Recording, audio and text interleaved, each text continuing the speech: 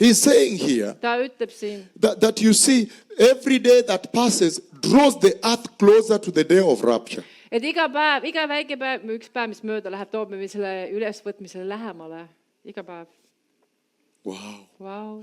Every day that passes Iga päev. draws us closer to the return of the Messiah. Toob meid lähemale sellele ülesvõtmisele. So they make deliberate effort preparing, becoming ready, watching, waiting for Ja him. sellised kristlased teevad nagu plaanivad seda ettevalmistusi ja vaatamist ja vallul olemist ja teenimist. And so the Lord Almighty, he comes to rescue them.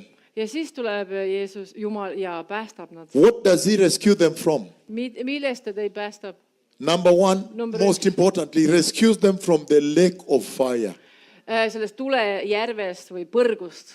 Number 1, põrgus päästab ta kõigepealt. Wow. Wow. The lake of fire. Põrgust. The eternal torment and burning. Igavesest kannatusest. Number 2, Number 2, rescue them from the great tribulation. ja sellest kannatuste ajast, mis tuleb maa peale, sellest päästab teid ka. Very serious. Hästi tõsine teema, What is being discussed here? mida me siin räägime.